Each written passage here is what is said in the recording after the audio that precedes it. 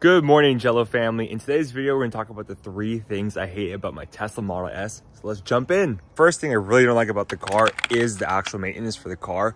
So I've had a lot of maintenance done to the car. First, these door handles always break. Tesla Model S basically has these door handles that come in and out of the door. And these handles have broken several times where the motor just breaks, and this is keep opening and closing, opening and closing, opening and closing, opening and closing, and then eventually you have to take it to Tesla because the door won't open anymore. So that's one major thing that really sucks about having the Model S, is that you have these doors that just pop out, but they tend to break a lot, which is rather unfortunate. Another big thing too is that this Tesla Model S has an air suspension, and in this air suspension, it's only available in the Model S and X, where essentially like it's supposed to adjust based on the car where you're driving. It can go higher, lower, whatever it may be, and it's supposed to be more comfortable. But the air suspension has broken on me twice already, in a sense where the suspension in the car, the air suspension, would pop, causing the car to always trying to fill up the air within the suspension and making the ride extremely uncomfortable. So this happened to me about a few months ago, and I had to bring it to Tesla.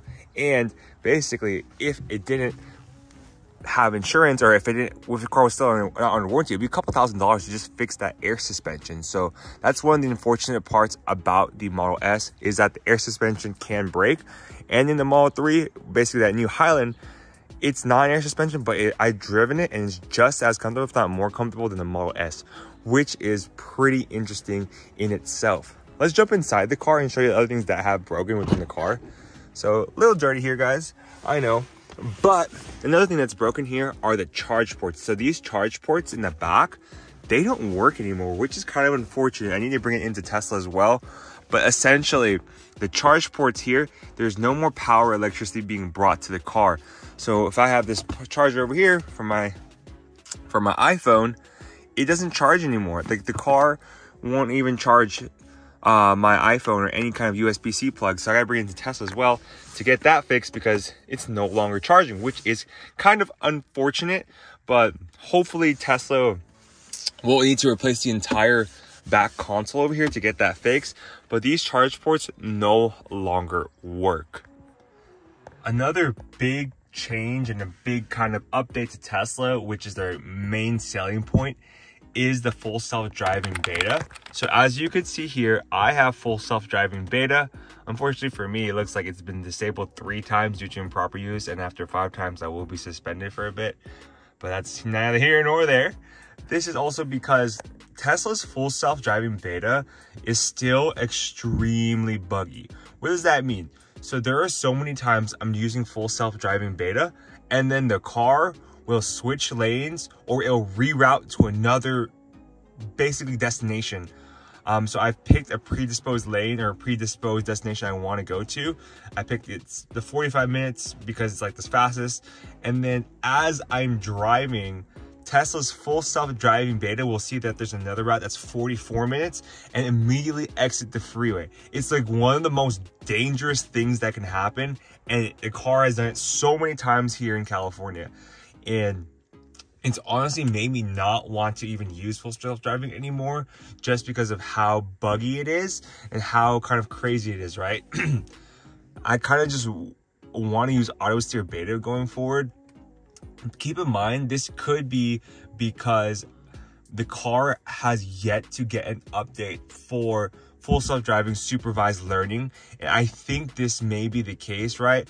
But that's another issue, right? Is that I still haven't got full self-driving supervised learning. I reached out to Tesla service center, and they're telling me, hey, it may be the hardware parts associated with the car, and we may need to order new parts. But essentially for me, like, I'm getting some crazy kind of feedback from full self-driving beta, in a sense where I'm switching lanes and I'm exiting last minute because the car found a direction or route that's 1 minute faster. It's honestly probably one of the scary things. Like today I was driving to Los Angeles, switched lanes, and then they found out there's a 1 minute faster kind of destination. The car tries to exit, make a U-turn, and just go to another location, right?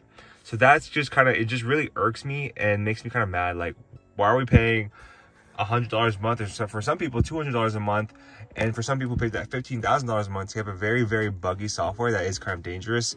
So that's my input. Keep in mind though, auto steer beta, amazing, right? Keeps you in the lane. Can't complain about that. Great car.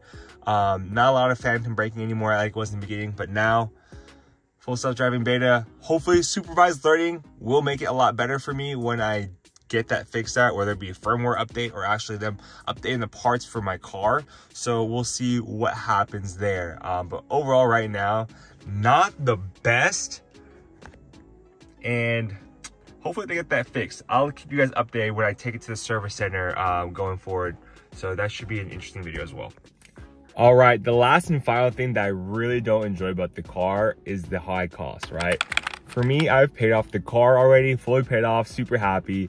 It was about $60,000 or so, and that's all good, that's all paid off. But I was very surprised about the other costs that would come with.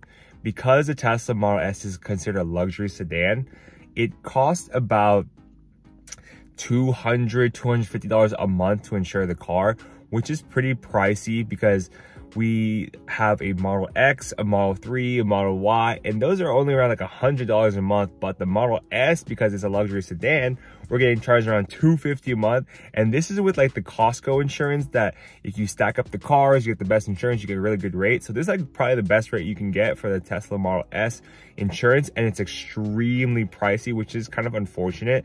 So just know if you're driving this car, you will have high insurance costs for the car itself. Keep in mind, I do have the most premium insurance just in case anything was to happen. So that's kind of a reason why. Another cost that's super expensive, I just renewed it with the DMV, and it cost me about $795 to renew the Tesla Model S, which is a 2022 Model S refresh. Keep in mind, that's pretty expensive because I was in line the other day and my friend was renewing their car and they had a 2017 Toyota Corolla, and it was only about $220 to renew for the entire year, right? I paid $795, which is kind of crazy. And then basically there was like a fee for it being late for about a month. So it was another $200. So almost $1,000 in DMV fees yesterday just for renewing the registration. So the car is actually very pricey to drive. I know we love cars and everything. This is a town like with a lot of tech business and Tesla, and it is kind of pricey really just kind of maintaining this car, right?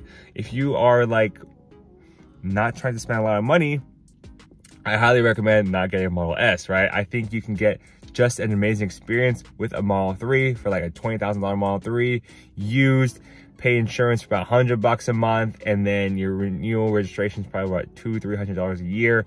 You get all the amazing features of a Tesla, and you don't have to pay the crazy amount you do for the Model S. The Model S is a premium sedan. It gets the most range. It's a very nice and flashy looking car, so you definitely get a lot of looks with this car, a lot of compliments, because not a lot of people see a Model S that's refreshed. Refresh is the key word, because the older Model S is with the bubble and with the kind of chrome on it, they're pretty prevalent, but the ones that the blacked out chrome, new interior, updated battery, you don't really see them much on the road because they are so expensive to own and drive. So just kind of keep that in mind. They are kind of pricey to drive. So if you have the finances, if you have the budget to really just have this car, then go for it. But if you kind of want a penny pinch and if you want to just get the amazing Tesla experience without spending the bank, breaking the bank, go with the Model 3 Highland. Like, it's just an amazing car as well. So overall, Model S is very pricey. You're going to be paying around $800 every year in registration fees and around $250 a month in car insurance. I recommend shopping around if you kind of go for the car insurance. Look at Geico, look at Tesla. I've seen a lot of people pay a lot cheaper rates for that too. So take a look at those options rather than just going for the any insurance that you find. Joe family, appreciate you watching the video. Please like, comment, and subscribe. Check out my newsletter, Silicon Buddy, down below. It has all my latest videos. Check out the EV Forum Club, which is my website where I post all my Tesla videos. And it's basically an update for all the content we have here. Affiliate links down below if you want to purchase any Tesla products or kind of accessories, as well as we have a referral code for your Tesla. You get free full self-driving for a few months, as well as some supercharging benefits. Take a look at all those links below and check out my channel, Angelo Carlos Talks, for all my business, finance, and tech advice. It's all my experience as a UCLA MBA, as well as a Google manager. So appreciate you, Jello family. Have an amazing day. Peace.